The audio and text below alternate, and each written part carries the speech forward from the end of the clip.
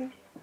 Bueno, pues lo primero, muchísimas gracias a la profesora Iraide Ibarretxe por la invitación. Es un placer estar aquí y cualquier duda, cualquier cosa que queráis preguntar, lo podéis hacer después de la charla o me podéis escribir al correo electrónico. Pues vamos a empezar. Voy a tocar 4 temas. Quiero empezar hablando de por qué somos o son los manifestantes tan creativos. Hablaré un poco del contexto y las fuentes del trabajo que os presento hoy aquí. También os mostraré algunas de las estrategias más utilizadas, las estrategias que utilizan los manifestantes para crear su discurso. Algunos vienen del discurso de los indignados, que todos estoy segura que estáis familiarizados con el movimiento de los indignados. Y luego os quiero mostrar un ejemplo que es paradigmático de lo que es la creatividad lingüística, la creatividad metafórica, la relación entre lenguaje, cultura y sociedad, que es el movimiento de las mareas, que estoy segura de que lo conocéis bastante bien. Vamos a empezar entonces de por qué somos o son los manifestantes tan creativos. Yo creo que la protesta social se puede considerar un laboratorio donde ver cómo está cambiando la lengua y cómo surgen mecanismos de cambio muy creativos mientras están ocurriendo. Y eso para los que tenemos interés en la lingüística histórica y en por qué y cómo cambian las lenguas es muy interesante. Todos sabéis lo que es el cambio lingüístico, que es un proceso natural, pero que se puede ver acelerado en algunos contextos específicos muy concretos. Y esto es precisamente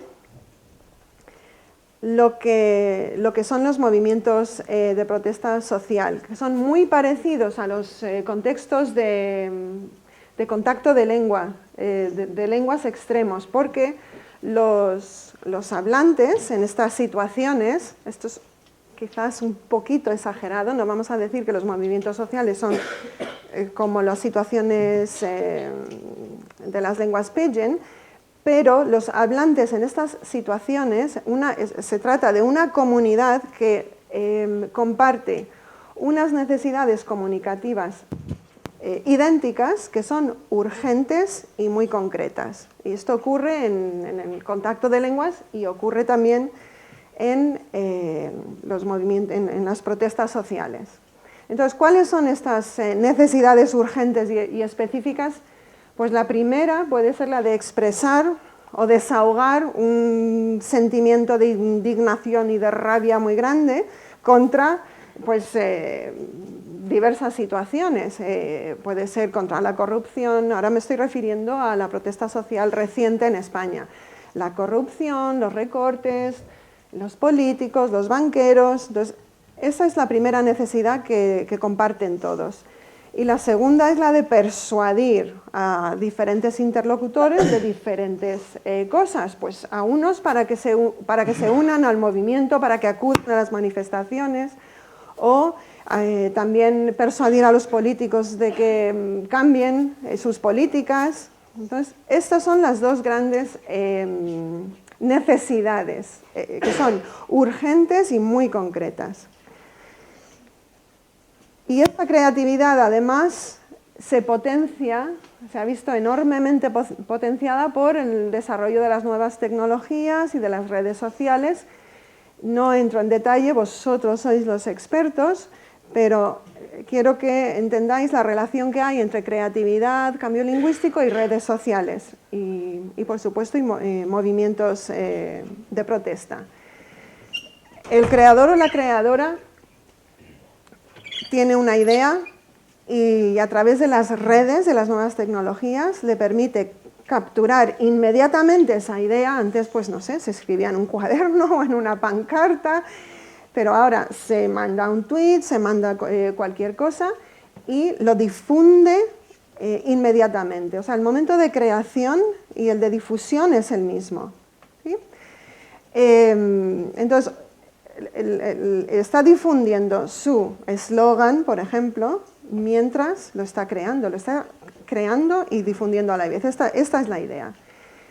Para los que reciben, los interlocutores, los demás miembros de las redes sociales, les permite lo que llamamos reelaborar este mensaje. Y entonces es como el momento creativo se expande exponencialmente a través de las redes, ¿no? Todo es mucho más rápido y mucho más fácil. También vamos a hablar de pancartas, pero sobre todo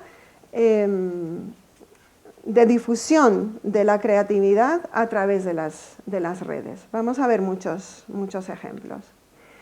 Bueno, todos estáis familiarizados con diferentes redes sociales, y además de la inmediatez y de la facilidad, también son formas de comunicación bastante libres hasta ahora. No hace falta pasar por el proceso, la formalidad y los filtros de los medios de comunicación más tradicionales. No sé si conocéis el concepto que viene de la sociolingüística de comunidad laxa, pero las redes sociales son el prototipo de comunidad laxa o sencilla, que son las comunidades en las que los cambios lingüísticos se propagan con más facilidad y velocidad. Entonces, una comunidad laxa es una comunidad donde un individuo tiene muchísimas relaciones con muchos individuos a los que no conoce. Lo contrario son las comunidades densas, ¿no? Un pequeño o un grupo de clase que está siempre juntos, que salen juntos, que viajan juntos. El cambio lingüístico ocurre más fácilmente en las comunidades laxas, y las redes sociales son el prototipo de comunidad laxa, donde buscar cambios lingüísticos, ¿sí? Bueno, pues algunos ejemplos.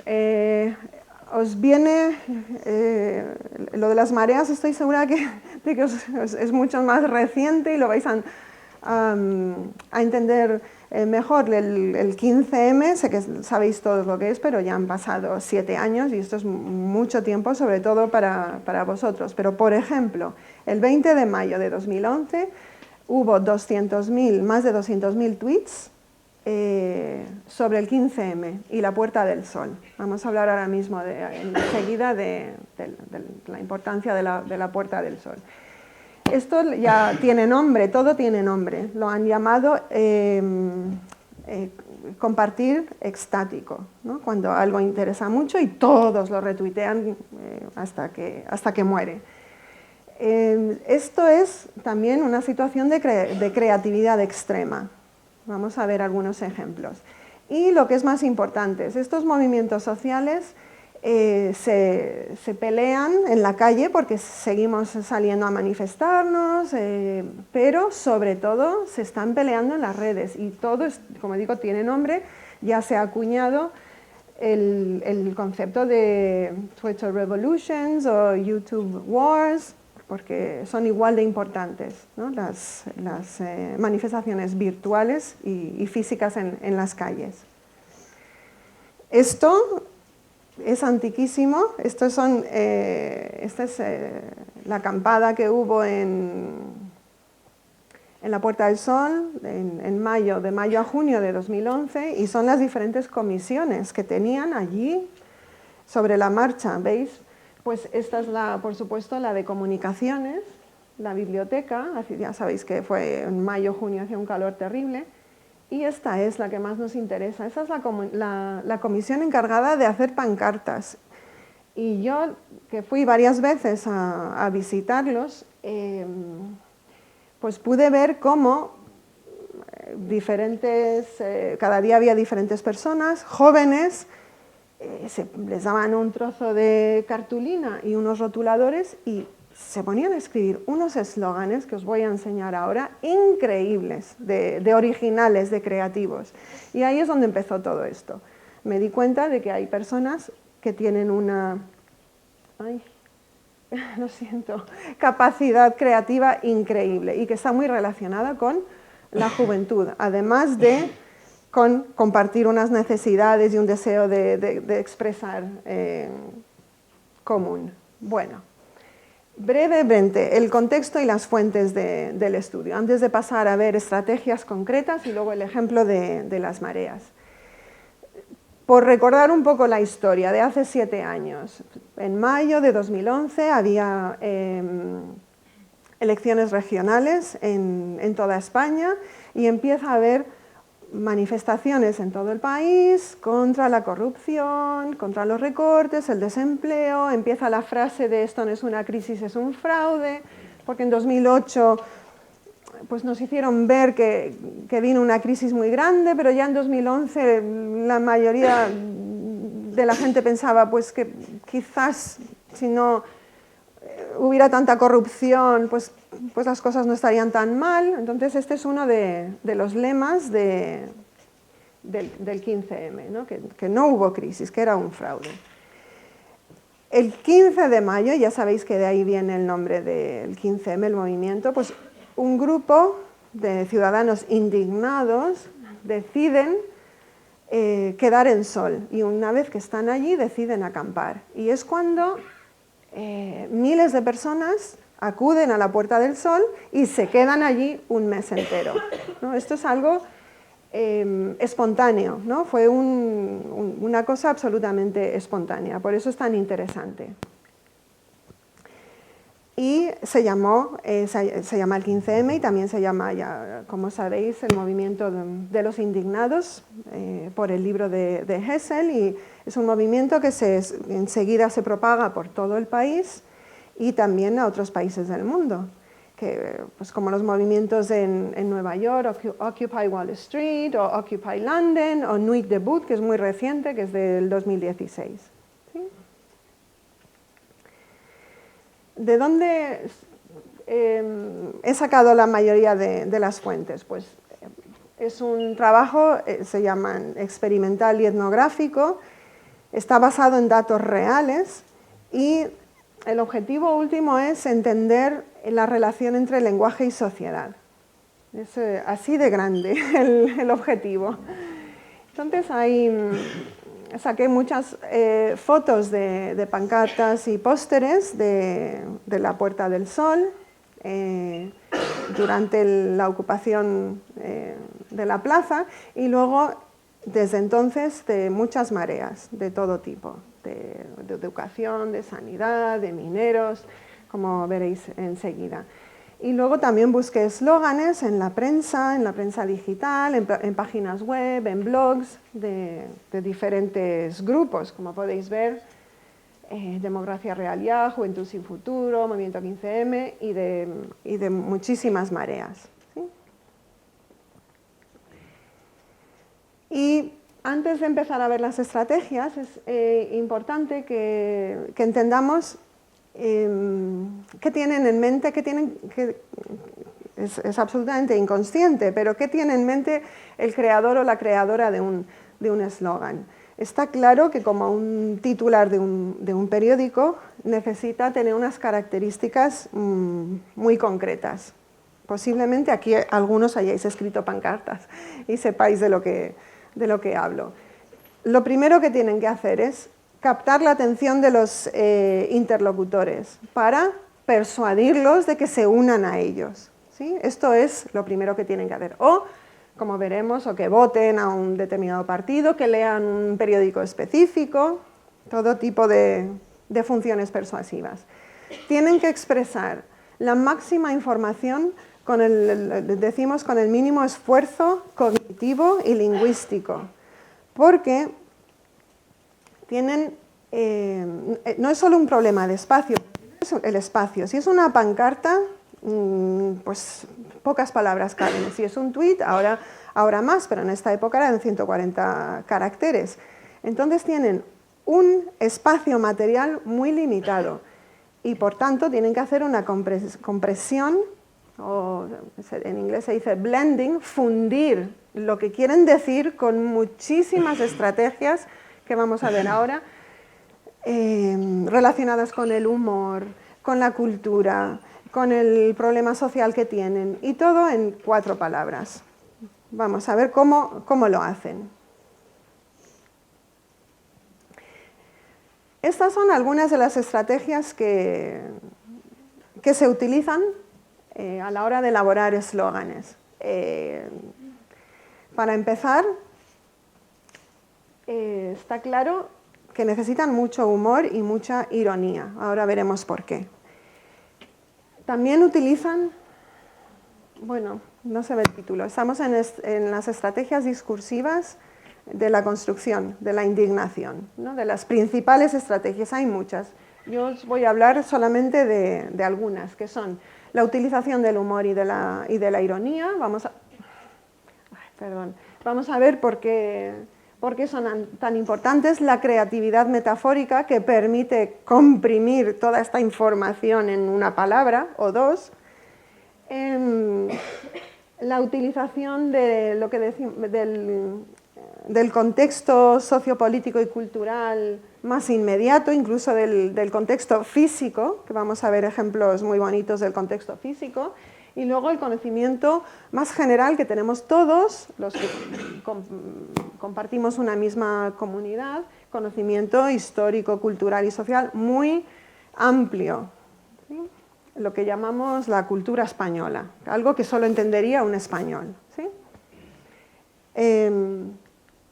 Vamos a ver ejemplos de la utilización, bueno, ya los estáis viendo aquí en estas pancartas y pósteres, pero ya estáis viendo diferentes estrategias más específicas lingüísticas, la polisemia, la literación, la rima. Vamos a ver la reutilización de imágenes, expresiones idiomáticas y metáforas, entre otras cosas, ¿sí? Vamos a ver qué sabemos del humor y de la ironía y por qué son tan importantes en el discurso político y social. El humor y la ironía impregnan todos los eslóganes prácticamente del movimiento 15M y post-15M, lo que se llaman las mareas, porque no solo ha supuesto una nueva forma de protesta. ¿En qué se diferencia el 15M y las mareas de protestas en el pasado? Siempre ha habido manifestaciones, siempre ha habido protestas. Pues es un tipo de protesta nuevo, muy festivo y que se extiende a toda la comunidad. Por ejemplo, a las mareas por la educación pública. No solo van profesores, maestros, van los padres, van los alumnos. En las mareas de sanidad van todos los trabajadores de la sanidad y también los pacientes que están preocupados por la sanidad. Esto es nuevo. Entonces se trata de formas nuevas de protesta que incluyen a toda la comunidad y que traen discursos nuevos, también festivos, optimistas, ¿sí? Esto lo vamos a ver mucho. El humor, ya sabéis para qué se utiliza, pues para poner distancia de la realidad, ayuda a desdramatizar los conflictos, como leéis aquí, facilita la comunicación, las relaciones humanas, elimina tensiones, contribuye a estrechar lazos, complicidades, ayuda a transmitir la crítica de una forma más suave y eficaz y también ayuda a transformar el mundo. Hay bastantes trabajos sobre el humor en el 15M. En definitiva, lo que pretende es provocar, impactar, tendría que haber incluido hacer pensar y todo con una buena sonrisa. ¿Sí? Esta es la idea. Estos trabajos que vamos a ver sobre el humor los ha realizado Dolores Vivero de la Universidad Autónoma, por si tenéis interés en leerlos. A ver, una primera estrategia. A ver, humor no significa que nos haga reír. Lo digo porque también hay mucha ironía, ¿no? Mucha sutileza en los mensajes. Aquí, que todos entendéis perfectamente lo que se nos está diciendo, se está utilizando una incoherencia, una paradoja. Se está conectando dos dominios que aparentemente no tienen nada que ver, que son la política y los discos, ¿no? ¿Cuál es el rasgo común que comparten la política hasta 2014-15 y los discos. ¿Qué había antes? Solo había 2 partidos. Y entonces, pues, lo que nos está diciendo este póster o pancarta, eso es una pancarta, es que no nos vale lo que conocemos, que son 2 partidos mayoritarios y que necesitamos más opciones, ¿no? Esto, la metáfora podría ser, la política actual es como un disco y además tenemos ahí una frase hecha, una frase idiomática que nos está diciendo que ya va siendo hora de cambiar de disco, ¿no? Pues esto es una forma de añadir ironía a mensajes muy contundentes. No vas a decir ya, no queremos más PP, no queremos más PSOE, pues eso no llama la atención de nadie, ¿sí? Y además hablaremos de las estrategias multimodales, ¿no? Aquí tenemos el disco.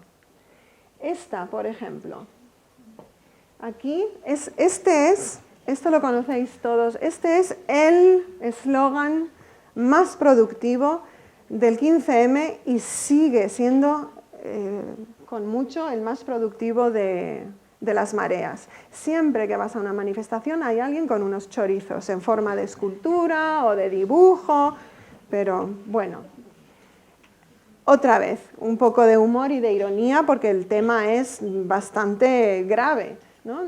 Los 2 dominios inconexos son la comida y la corrupción, ¿no? Todos sabemos lo que es un chorizo. La corrupción, según los creadores de esta pancarta, que representa la situación actual del momento. Entonces, como veis, el pan clarísimamente son los recursos del país y el chorizo, todos sabemos lo que es un chorizo, pues una metonimia para ladrón, una metáfora para los corruptos, ¿sí? Pero además de las palabras pan y chorizo, todos tenemos el conocimiento de la comunidad que nos han enseñado lo que es un buen bocadillo, no vale cualquier cosa, ¿no? Entonces, un buen bocadillo, ¿cómo tiene que ser? Este es lo que se llama el conocimiento cultural o experiencial. Entonces, ¿cómo es el buen bocadillo? A estas horas tenéis que estar hambrientos. Pues tiene que tener una cantidad equilibrada de pan y chorizo. Está claro que hay demasiado chorizo para tan poco pan, ¿no? Esta es la idea. No hay suficientes recursos en el país para tantos ladrones. Este, como digo, es uno de los eslóganes más utilizados y aparece en muchísimas viñetas. No vamos a analizarlos todos, pero solamente con que metáis en Google pan y chorizos os salen muchísimos ejemplos, ¿no? Por ejemplo, estos son diferentes variaciones. Sobran chorizos, faltan huevos. Esto no se lee, pero esto es un meme, es platos típicos de la gastronomía. Bueno, puede ser de muy mal gusto, pero yo os estoy dando ejemplos de lo que hay por ahí, ¿no? Platos típicos de la gastronomía española, papa con chorizos. Bueno, y esto es lo que encontráis en casi todas las mareas. Siempre hay alguien con unos chorizos, por lo que quiere decir es que el eslogan sigue muy activo. La situación socioeconómica es, bueno, parecida y entonces el esquema sigue activo. Bueno, algunos ejemplos antes de pasar a otras estrategias de vivero. Ay. Bueno, vamos a ver.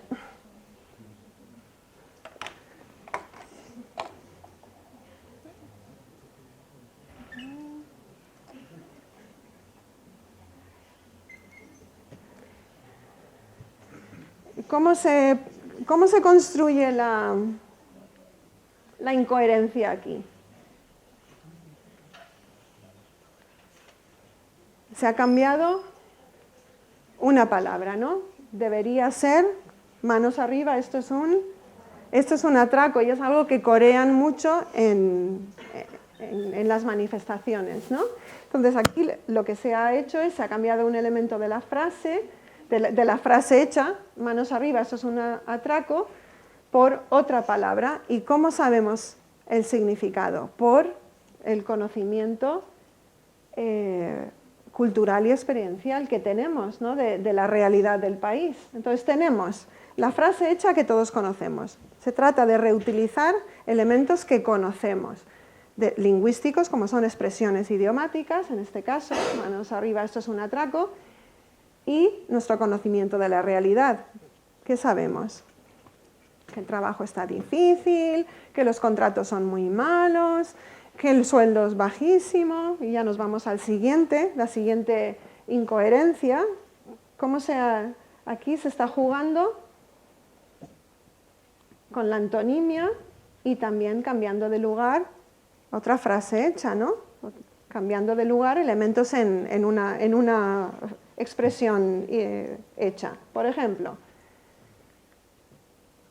todos sabemos que es el dinero y no el mes el que sobra o falta, ¿no? Entonces hay muchas formas de crear paradojas, ¿no? y de darle un poco de humor a la situación del país. Se trata sobre todo de exagerar, ¿no? Con el humor y la ironía la situación, y es, como hemos dicho, es una forma de pues asimilar la realidad, una forma más fácil de asimilar la realidad. Esta, por ejemplo, antes de pasar a... ¿La entendéis? Si os hacéis los suecos, nosotros, bueno, nos haremos los griegos. Todos sabemos la frase hecha, idiomática, una frase convencional de hacerse los suecos, que significa hacerse el tonto, el despistado o despistada, ¿no? Y hacerse los griegos, o sea, necesitamos la información lingüística, ¿no? Conocer la frase hecha. Y hacerse los griegos, esto ya digo que algunos ejemplos son un poco antiguos. Para la persona o las personas que han escrito ese eslogan está claro que los griegos son héroes, ¿no? ¿Os acordáis que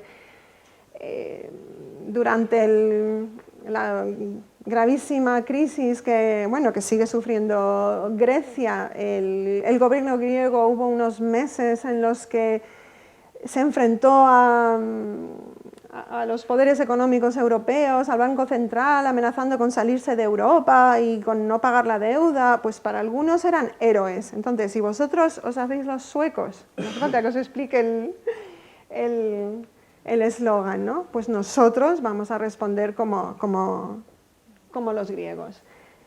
¿Y esto se hace cómo? Recontextualizando el conocimiento cultural, lingüístico y pragmático de lo que es la frase hecha, hacerse el sueco, y luego, por supuesto, fundirlo, lo que decía de fundir en pocas palabras tanta información, el conocimiento social, político y económico necesario para entenderlo, ¿no? Lo de hacerse los griegos. Por cierto, que hacerse los suecos, analizando este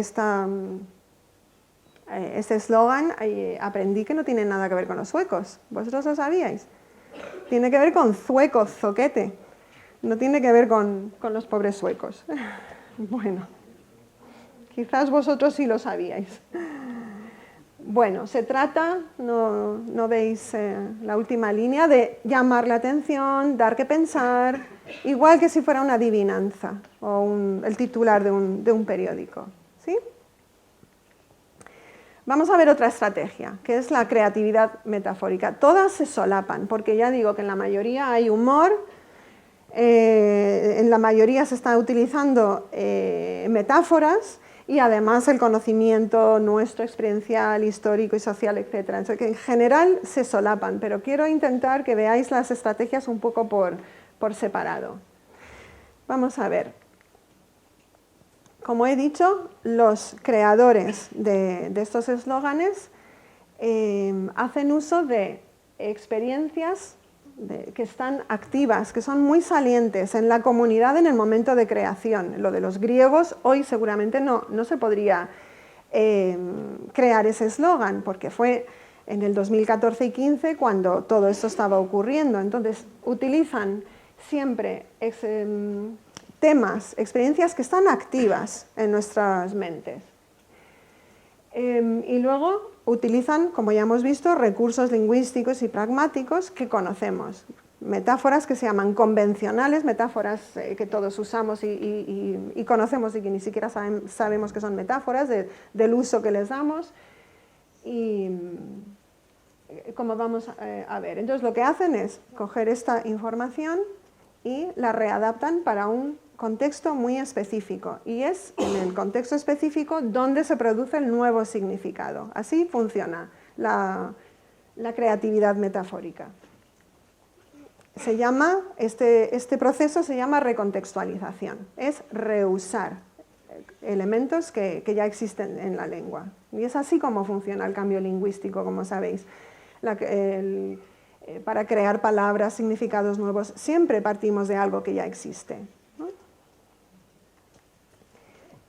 Muy deprisa. Estas metáforas creativas se crean y luego mueren, muchas de ellas mueren, ¿no? Por ejemplo, no sé si os acordáis del 2014, que España trajo a 2 sacerdotes que se habían infectado de ébola a Madrid, porque, bueno, pues para ayudarlos, y hubo cierto caos en el sistema sanitario porque no estaban preparados los hospitales madrileños para tratar el ébola ni para aislarlos. Pues la gente estaba tan preocupada, estos periodistas también, que escribieron cosas como un ébola llamado PP, el riesgo de un ébola financiero, la corrupción, un virus nacional. Durante unos meses, alrededor del problema del ébola, se crearon estas metáforas. Se acabó el problema del ébola, se acabaron las metáforas, ¿sí? Eso es lo que quiere decir temas activas. Entonces vamos a ver algunas formas en las que se crean nuevas metáforas, ¿sí? Hay muchos elementos contextuales que se utilizan. Algunos de ellos son, pues, el tema de qué estamos hablando, pues de política, de corrupción, de economía, el contexto físico inmediato. ¿Dónde acamparon los del 15M? En la Puerta del Sol. Pues vamos a ver qué hicieron con la Puerta del Sol. Y luego el conocimiento que tenemos en la comunidad, se llama conocimiento compartido, y el específico histórico-cultural de ser españoles, ¿no? Que también influyó. Un ejemplo, otra metáfora que nunca más se volvió a utilizar, ¿no? Esto es una metáfora que la podríamos formalizar: los paraísos fiscales son navajas suizas. Yo solamente he visto este póster convocando a una manifestación y nunca más. O sea, que no es algo que luego se queda en la comunidad, ¿no? Son metáforas que se crean y la mayoría mueren. Esta es la idea. Entonces, pues todos entendemos, ¿no? La imagen es una metáfora multimodal. Los diferentes artilugios sirven para diferentes cosas. Como leéis ahí, pues uno taja pensiones, otro lima salarios, cierra el bienestar, etcétera, etcétera, ¿no? Lo entendemos perfectamente, pero hay muchas estrategias interaccionando que son muy complejas y hasta que comprendemos el significado final. O sea, que para nosotros es algo inconsciente y obvio, pero hay muchas estrategias detrás. Esto es una metáfora nueva y creativa, nueva, multimodal, por supuesto que también lleva su carga de humor, y también utiliza, por ejemplo, estrategias multimodales. Ay, lo sé. Pues tenemos una imagen real de una navaja, ¿no? Vamos a hablar de multimodalidad cuando lleguemos a las mareas. Nuestro conocimiento general sobre lo que son los paraísos fiscales y que son perjudiciales para la gente común. el conocimiento específico de la situación económica y política. Por supuesto, todos sabemos quién es Botín, es que no, creo que no se lee, pero este artilugio evade botines, o sea, son muy, muy creativos. Todos sabemos, bueno, es que no sé, el logo de este banco, o sea, están utilizando unos recursos multimodales también muy potentes y todo nuestro conocimiento experiencial. Esta, la nueva reforma laboral, es clarísimamente la metáfora es una hamburguesa. Igual, pues un póster para atraer la atención de la gente y que fueran a la convocatoria de esta manifestación, porque nunca más se ha visto que la reforma, a nadie hablar de la reforma laboral como si fuera una hamburguesa, ¿no? Está llena de, no es carne lo que tiene contratos más precarios, reducción de indemnizaciones, etcétera, etcétera, ¿no? Entonces está utilizando el humor, está recontextualizando una expresión idiomática muy conocida, te la comerás con patatas o vas a venir a la manifestación, ¿no? Está utilizando recursos multimodales, los colores de una conocida hamburguesería y todo lo que sabemos de las hamburguesas y las hamburgueserías. Está claro que son comida basura, que los sueldos son muy malos, que el trabajo es muy duro. Todo esto sirve para entender este póster, ¿sí? Hay muchos, no tenemos tiempo para todos. ¿Qué están utilizando aquí?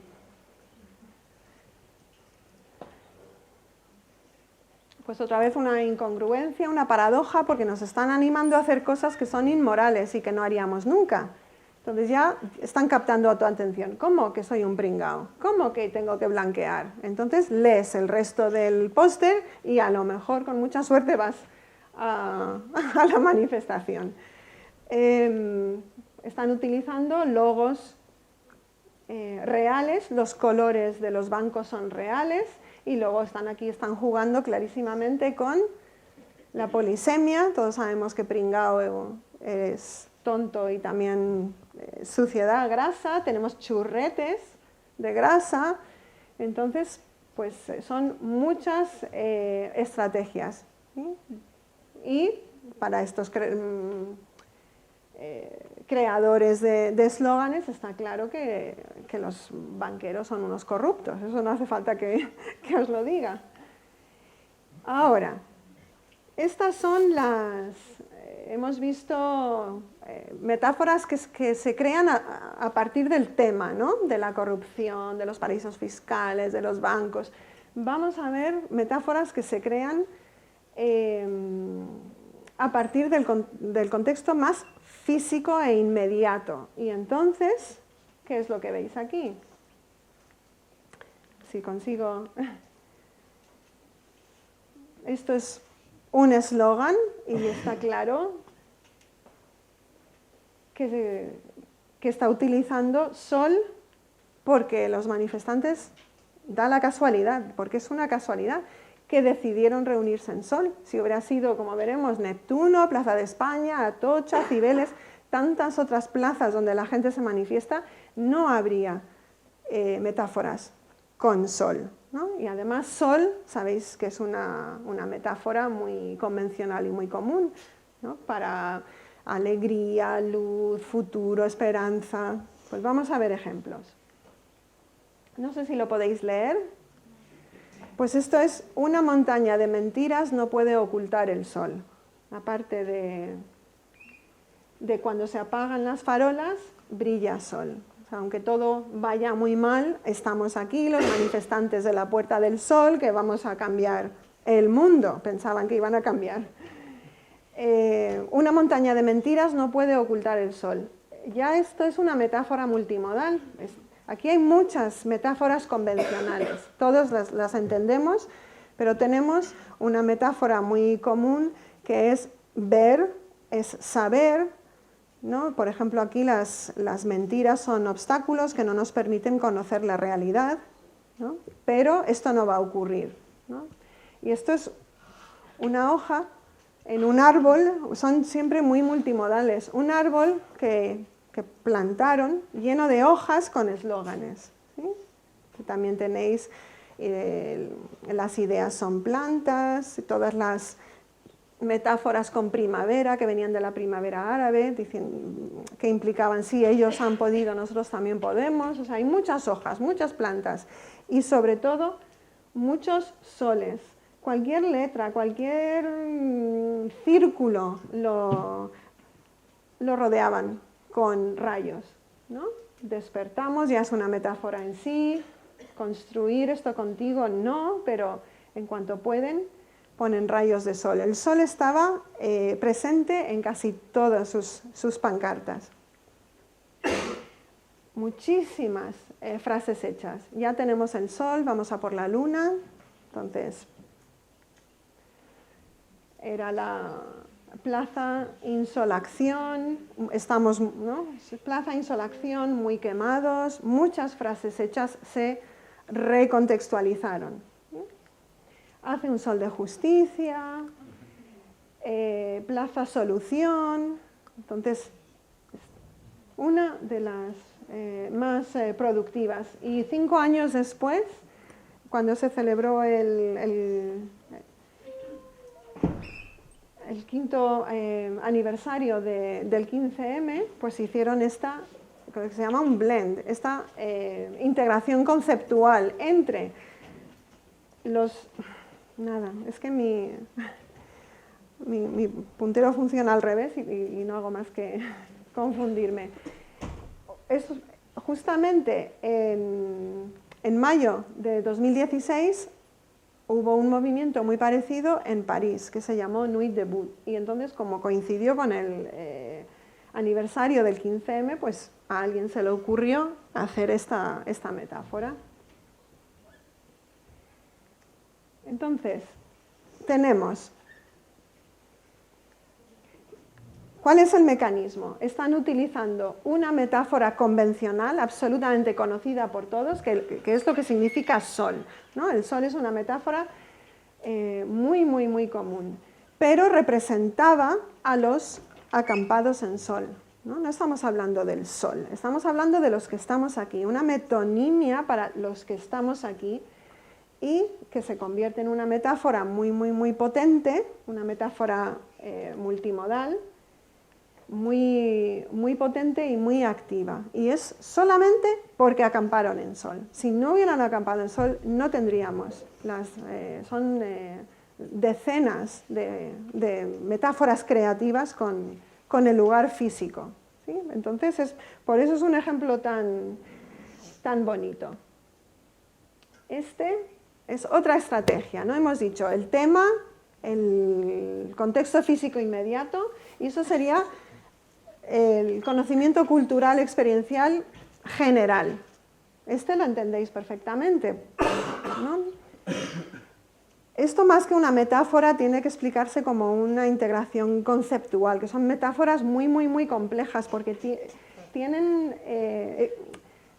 la construimos a partir de muchas fuentes y muy complejas, ¿no? Esto que se entiende así a la primera, todos estoy segura que estáis familiarizados. Elementos de los que se nutre esta metáfora, pues un personaje muy conocido de Star Wars, el malo malísimo. Los malos son la banca, ¿no? El lado oscuro. También tenemos este conocimiento de que para los manifestantes los dos partidos eran lo mismo daban unos que otros. Pues ahí tenéis el blend este. Y también la idea de que los políticos y los banqueros se entendían. Y tenemos además muchísimos elementos multimodales que estamos integrando para llegar al significado final, ¿no? Clarísimamente la careta, el color negro, el símbolo del dólar, todo esto contribuye a crear la metáfora que los políticos y los banqueros son Darth Vader. Otra metáfora que ha muerto, no se ha vuelto a ver. Increíble. la cantidad de veces que aparecen en los eslóganes, en las pancartas, los toros. Podríamos pensar que los toros son algo del pasado, de algún sector de la sociedad española. Está claro que es un concepto absolutamente activo, porque ¿esto qué significa? ¿Por qué escribiría alguien 15M en un toro? ¿Qué creéis? ¿Qué connotaciones le da? ¿Son positivas, negativas? Representa a España y representa... son connotaciones muy positivas, la fuerza del toro, no sé, la fuerza, la nobleza, clarísimamente lo escribieron ahí para darle fuerza a su mensaje. ¿Sí?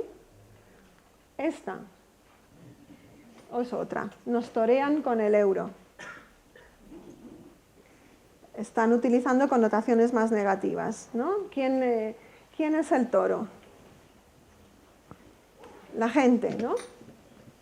El capote, el euro, y los toreros, los políticos y los banqueros. Entonces, estos son ejemplos de la utilización de la información más cultural específica de la comunidad de España, ¿no? Por ejemplo, utilizar toros.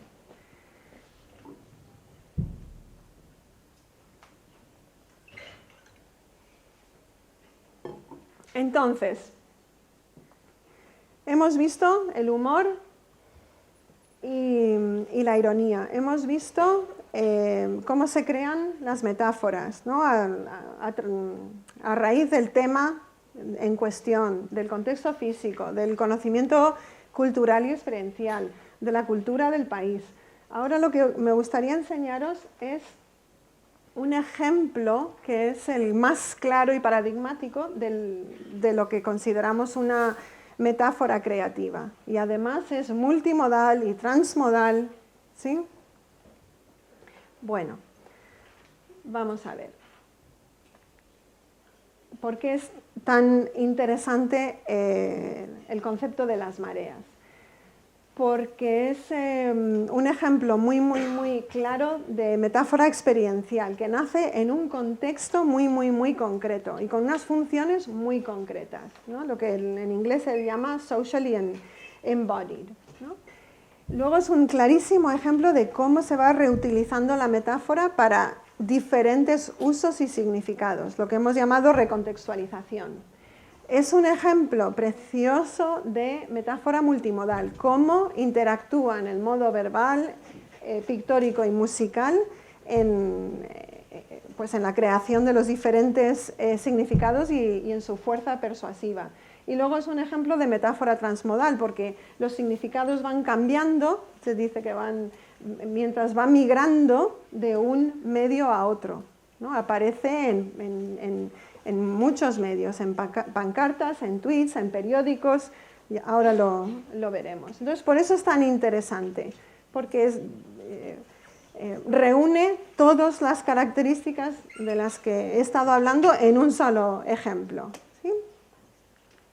Y además supongo que es muchísimo más cercano, ¿no? el movimiento de las mareas, más que el 15M. Y luego también es muy interesante porque es un ejemplo muy bueno de la fuerza que tiene el lenguaje, en este caso una metáfora, para el cambio social, ¿sí? El trabajo que os presento ahora pues lo hemos publicado en dos publicaciones diferentes, Dolores Porto de la Universidad de Alcalá y yo, y lo que hemos estudiado es cómo de una metáfora convencional muy conocida de una multitud de personas, es una marea, eso es fácil de entender, se ha convertido en una metáfora muy creativa para diferentes movimientos sociales de protesta, para diferentes partidos políticos, para un periódico y más significados. Entonces, los significados convencionales, pues todos conocemos expresiones como una marea blanca recibe al Real Madrid en la llegada al estadio, o siguen llegando sigue la marea de refugiados, llegando a Grecia. Estos son usos, en el primer caso es bastante neutral, en el segundo es negativo, pero son usos muy conocidos. Esto es lo que es la metáfora convencional que existe ya en la comunidad.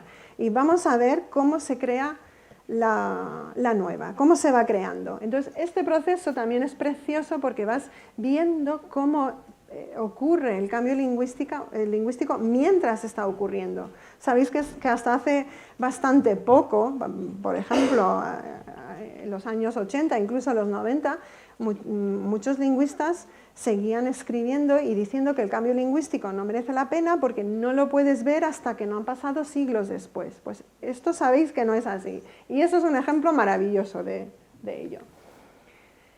¿Dónde empieza? El primer cambio, el primer salto, se llama primera recontextualización. Cuando un grupo de manifestantes se llaman a sí mismos una marea, y ellos son la marea verde, que todos conocéis, famosos por sus camisetas verdes, escuela pública de todos y para todos. Entonces, este es el primer uso creativo de la metáfora. Es una masa de gente, es una marea, pero en este caso es específico. Los defensores de la educación pública son una marea verde, ¿no? Empieza todo con la marea verde, ¿sí? Seguro que de esto sí que lo tenéis muchísimo más reciente. Ejemplos, pues una marea verde sale a las calles en defensa de la enseñanza pública, sube la marea verde, más de 68.000 personas inundan el centro de Madrid, etcétera, etcétera. Como podéis ver aquí, todos con las camisetas verdes. Después de la marea verde vienen todas las demás. Entonces, se extiende el concepto de grupo de protesta al de marea, y cada uno va eligiendo un color. Está claro que los defensores de la sanidad pública eligen el color blanco, que es una metonimia para sus batas. Los mineros también, a través de la metonimia, utilizan la marea negra. Los investigadores, los desempleados, una marea roja. Defensa de las bibliotecas públicas son una marea amarilla, la marea naranja, la marea azul. Incluso cuando hay grupos profesionales que se quedan sin colores, se llaman a sí mismos marea, porque los guardias civiles convocaron una marea y la llamaron marea de tricornios, ¿no? Entonces, se extiende por toda la comunidad, y el nuevo significado sigue siendo la primera recontextualización, sigue siendo el primer cambio, que es grupo de protesta social. Entonces, se generaliza, ya no es grupos, sino que la protesta social es una marea. Estamos todavía en el primer cambio lingüístico, en la primera recontextualización, como veis aquí, ¿no? Las mareas ciudadanas, la unión de mareas en una, ¿no? Seguimos dentro de la protesta social, o sea que por eso se llama todavía primera recontextualización. La segunda ya no es un grupo de protesta, no es casualidad que los nuevos partidos alternativos se llamen marea, sobre todo en Galicia. No es casualidad que utilicen las connotaciones tan positivas que tenían, no solo del agua, sino de las mareas, de los grupos de protesta que estaban movilizándose. ¿Y cuáles son las connotaciones que ellos intentan trasladar a sus partidos para que la gente los vote? Pues aquí veis, ¿no? Gente que se mueve con una fuerza de la naturaleza imparable, llevándose a la corrupción, empujando las cosas hacia el futuro. Han utilizado de forma intencionada un concepto que existe en la comunidad para sus nuevos partidos. O sea, no es arbitrario, no es una decisión arbitraria, es una decisión muy pensada. Aquí tenéis diferentes mareas. Otro paso más allá, ya no utilizan la palabra marea, sino que está tan arraigada en la comunidad la metáfora que se pueden utilizar otras palabras del mismo campo semántico. Por ejemplo, 2 meses de fuerte oleaje en la marea blanca. Todo el mundo entiende eso perfectamente. No hace falta decir que la marea blanca sigue luchando. O sea, todo el mundo entiende el concepto fuerte oleaje. O unir todas las mareas en un tsunami, este es aún más interesante porque no aparece la palabra marea. Mucho sedimento para ser una derrota. Están hablando de una de las mareas. El PP asegura que la marea tuvo su pleamar, que ahora empieza a bajar. O sea, ya está tan arraigada que empiezan las elaboraciones dentro del mismo campo semántico. ¿Cómo sabemos que está consolidada? Porque se está gramaticalizando. Esto ocurre en 2016, antes de las elecciones, cuando Unidos Podemos empieza, en vez de si se puede, empiezan a decir en sus mítines, empiezan a decir hay marea, en vez de si se puede. O sea, es una palabra, una expresión léxica que se está gramaticalizando, se está convirtiendo en una expresión pragmática. O sea, esto lo que quiere decir es que está muy arraigada, ¿sí?, en la comunidad. Hoy se sigue muy activa. Es un concepto que se utiliza muchísimo. Veis del 2016. Marea militante aquí se refiere a los militantes del Partido Socialista. Aquí marea blanca se refiere a las madres argentinas. Marea andaluza, un nuevo partido que no son las mareas gallegas. O, por ejemplo, de 2018, Villares critica a Podemos por querer un archipiélago de mareas. El mes pasado hubo una marea naranja en un pueblo cerca de Madrid. Era una carrera, no me acuerdo exactamente de qué, pero se llamaban Marea Naranja. O sea que sigue muy, muy, muy activa. Vamos a saltar esos ejemplos y os quiero enseñar cómo cambia, cómo va migrando de un medio a otro.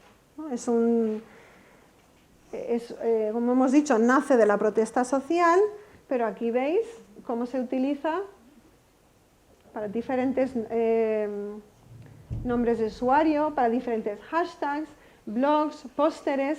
Se utiliza para un periódico, el nombre de un periódico. ¿Por qué este periódico elige la palabra, el nombre de La Marea?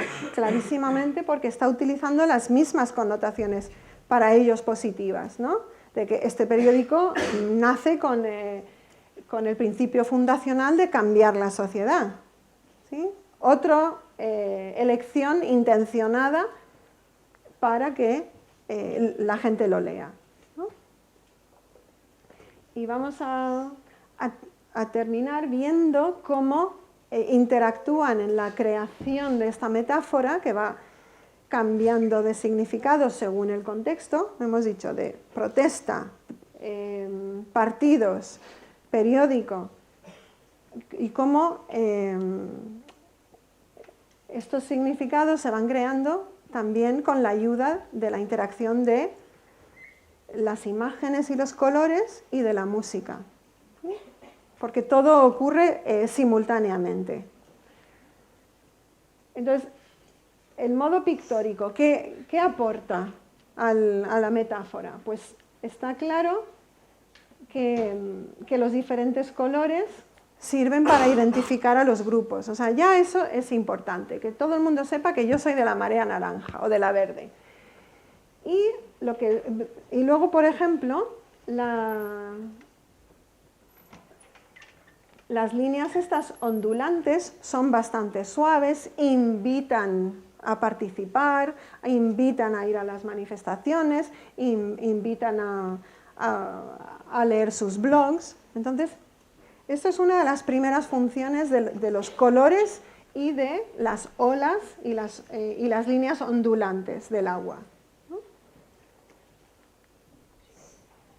Aquí se están amplificando las connotaciones de unidad, solidaridad, fuerza, unión, juntando todas las líneas de aquí está claro que es una forma mucho más esquemática. Aquí las han superpuesto a una imagen de unos manifestantes en blanco y negro, pero lo que están dando es movimiento, las connotaciones de que vamos hacia al futuro juntos, ¿no? Y esto lo está dando no solo los diferentes colores que identifican a los diferentes grupos de protesta, sino las ondas, ¿no? Las líneas ondulantes. Aquí es muchísimo más claro lo de unión, fuerza y solidaridad, porque están utilizando las manos, que es una metonimia muy fuerte y muy convencional para solidaridad, ¿sí? También a través de la representación de las olas y de las mareas, pues activamos más las connotaciones de fuerza natural, ¿no? Las mareas son movimientos fuertes que van a ganar, que van a conseguir cambiar la sociedad. Y esto se ve, por ejemplo, en esta convocatoria de la marea verde o en esta otra. ¿Sí?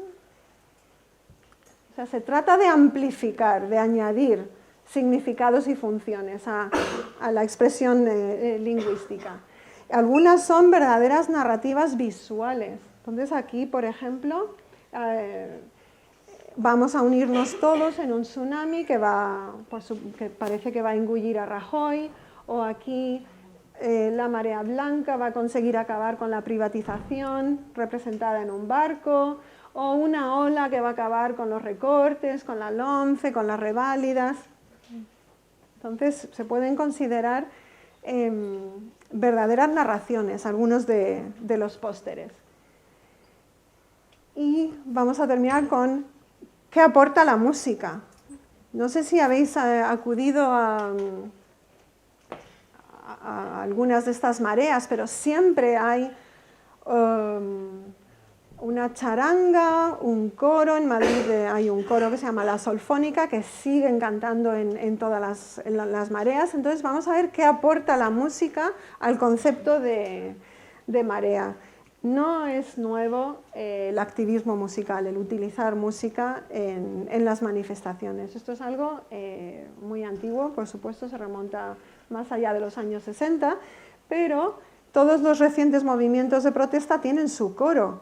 Están Occupy Musicians de Nueva York, 30 Days for 40 Songs contra Trump, Lebensleute de Berlín, Raised Voices del Occupy de Trafalgar Square y la Solfónica de Madrid.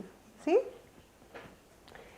Entonces la música, esto ya es conocimiento general que todos tenemos, contribuye a crear identidades, a crear lazos.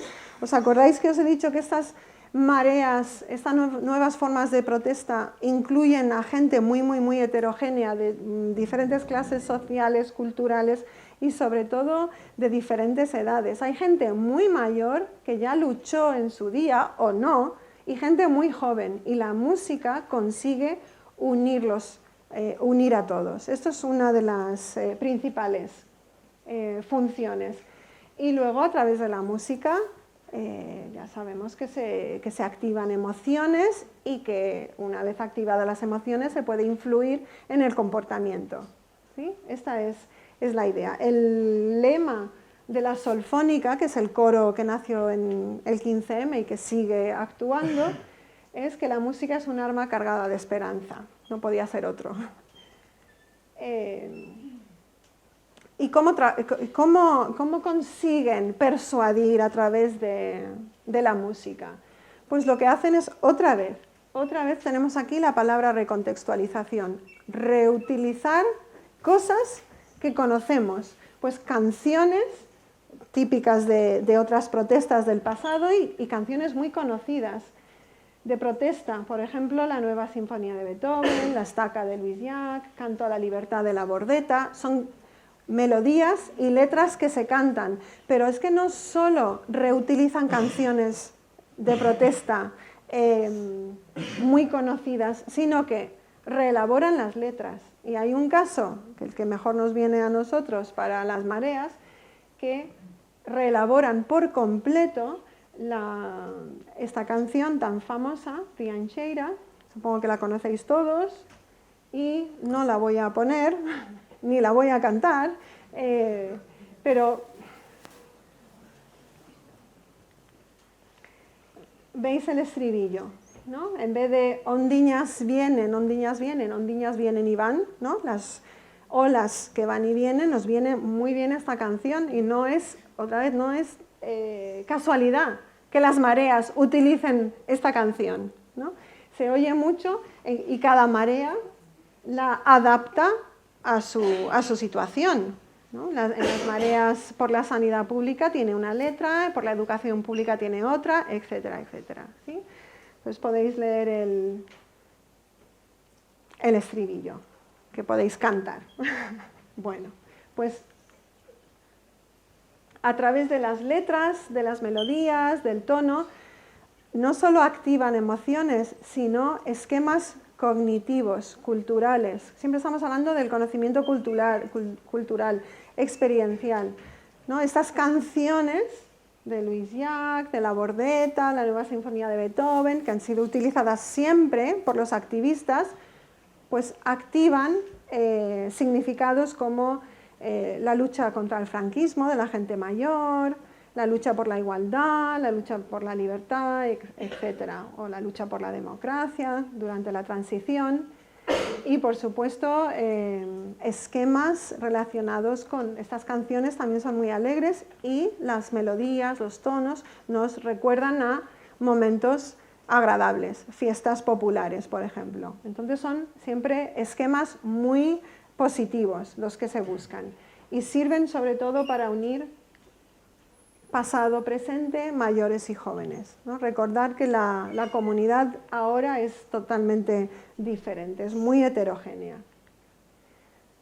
Bueno, con la música podemos estar haciendo, este es el director de la Solfónica, podemos estar haciendo todos y todas una misma cosa y sentir que existe una unión, un vínculo, una conexión, ¿sí? Esto es obvio. Concluyendo, ya estoy concluyendo. Conclusiones para las mareas.